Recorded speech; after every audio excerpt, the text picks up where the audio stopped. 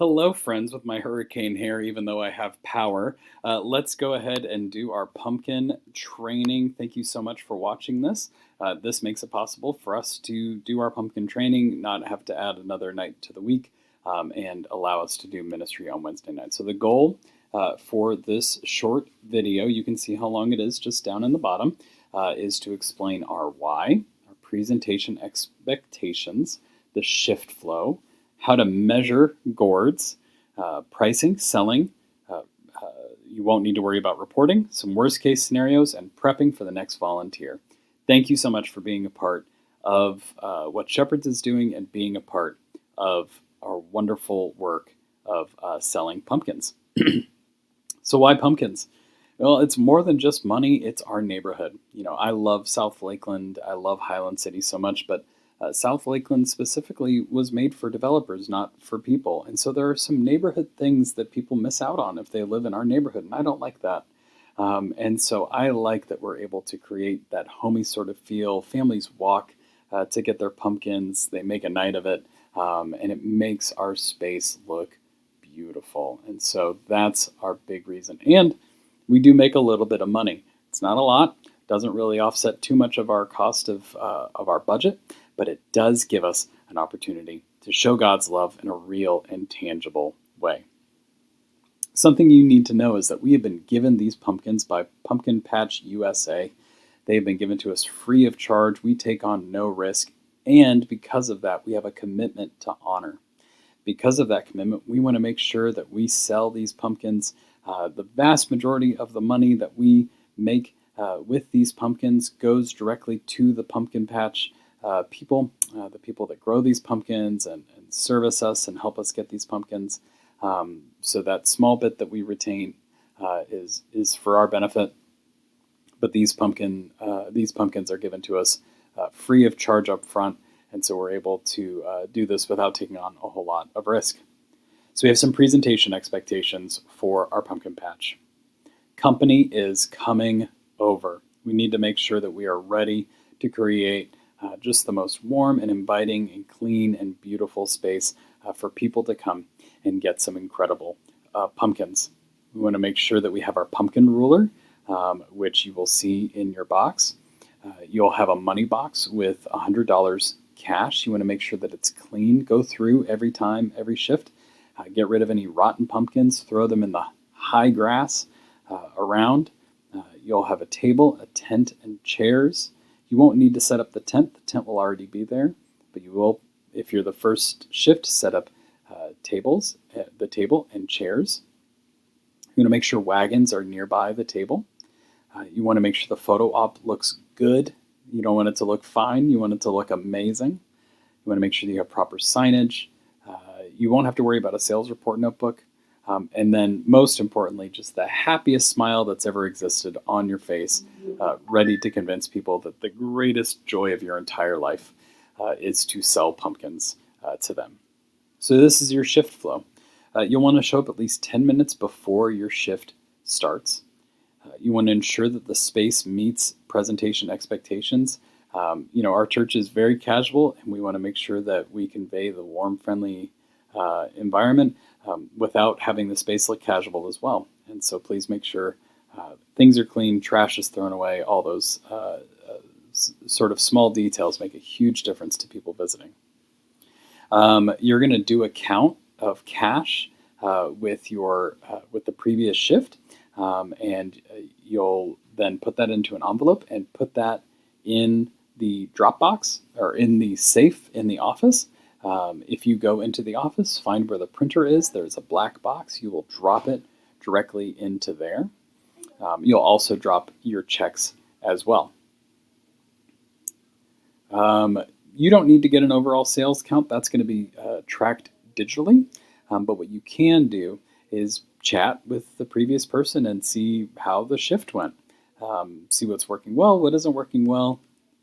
All right, now on to measuring gourds. Your ruler will be a metal circle that I'm making with my hands here and a bit of tape.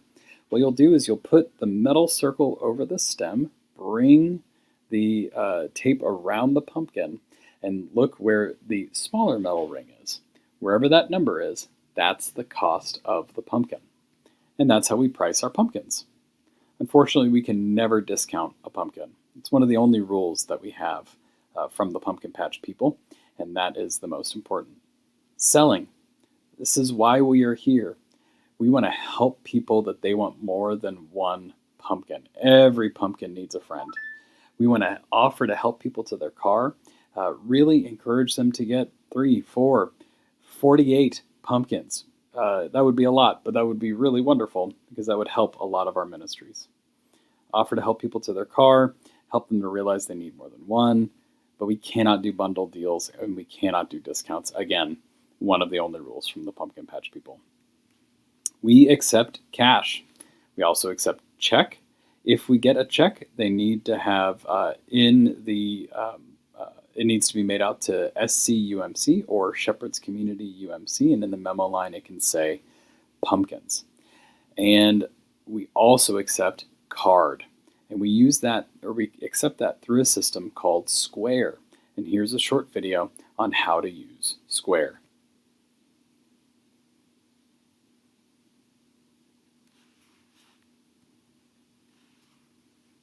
Here's a step-by-step look at what you can do with your new Square terminal. Let's start with payments. To take a payment, you can enter a custom amount using the keypad. You could add a note that will show up on the customer's receipt. Or search for an item in your library. Choose the item and tap Charge. Pass terminal to your customer so they can confirm and pay. They can pay with a chip card with the chip facing up. They can use their phone, card, or other contactless device. They can swipe their card with the magnetic stripe facing inward. They can add a tip on the device and choose to have their receipt texted, emailed, or printed. Exit the customer checkout screen by tapping the X in the corner to record cash, checks, and any other way your customers want to pay. To accept gift cards, tap Gift Card. Enter the gift card number, or have the customer swipe their card. For an order where the card is not present, say a phone order, you simply ring up the order like usual and tap Manual Credit Card Entry. Enter the customer's full card number, as well as the card's expiration date, security code, and zip code. And if you sometimes lose connection to the internet, go to the menu, Settings, and you can still take payments by swiping customers' cards when you allow offline mode. Swipe customers' cards, and when you get back online, the sales will automatically go through. If you want to view your transaction history, just tap the menu, then Transactions. To find a specific transaction, you can scroll, search by card number, or insert or swipe the card that was used. To search using a contactless card or device, just tap the search field first, then hover the card or device over the screen. Once you've located the transaction, you can text, email, or print a new receipt. To give a refund, choose the transaction, tap Issue Refund, and then either select the items in the transaction to refund or tap Amount and enter the amount you'd like to refund. Then enter the reason for refund and tap Refund. Square Terminal comes with a customer-facing checkout flow out of the box, but you can change it to a seller-facing flow if that's how you like to work. You can also speed up your checkout by turning off the Show Itemized Cart screen. Then you won't see this screen before We're officially in the world you can of also 2 months adjust how you information. All right. So I don't know how to use this thing is not an option. This video will be available to you at any time. You can always come back to this part of the video and watch it so that you can have that backup. Every sale must have a receipt, even if it's digital. Great news, you don't need to worry about that. You'll just use the Square for that. We are going to need to report at the end of every day, but we'll be able to handle that. And by we, I mean I will be able to handle that this year in order to make those reports.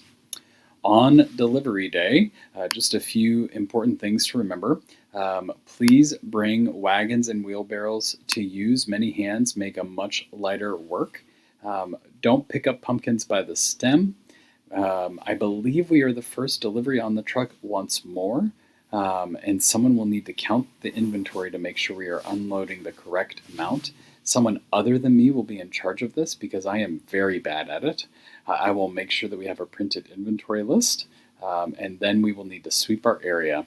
If we have any shortages or damages, we can follow up with customer service, but we will just need to make sure that we count as we get the pumpkins out. We also need to make sure that the pallets that we put the pumpkins on are spaced wide enough for our landscaper to get through. All right, let's talk about some worst case scenarios. What do I do if I can't fill my shift? I have an emergency hair appointment that comes out of nowhere. Well, you need to find a replacement. If you don't have anyone's phone number, you can simply sign into Church Center, and you'll be able to find phone numbers there just by knowing someone's name. If there's bad weather, I need you to assume that we are open because it does rain here a lot, but it often rains quickly. But you will be notified of any cancellations if there are any. If there's lightning, get inside as fast as you can. Don't try to save the paper signs first, but rather carry the money box with you in order to make sure that that's safe. What if someone tries to rob me? Fight them. Just kidding.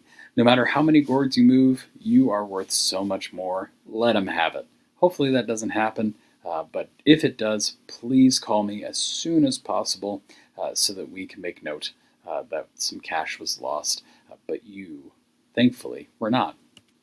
What if my replacement doesn't come? Well, you'll have their phone number in the notebook to let you know who's coming next.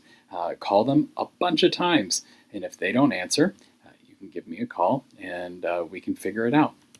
I have no idea what to do. You can give me a call and we'll figure it out. Most importantly, I would really encourage you to try and find the answer yourself because the answer will probably be found in the notebook. And if it's not found in the notebook, then I don't know how to do it either. We have talked about the square, something I need to add. Nope, that's not the square. That is a boxer.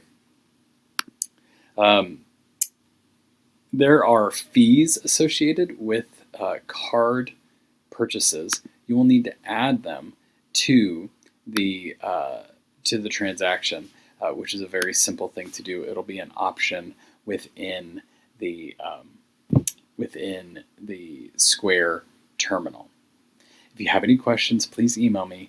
Thank you again so much for serving. I'm so excited that we get to sell and interact with our community through the avenue of a bunch of pumpkins. I'll see you on the 19th at 2 p.m.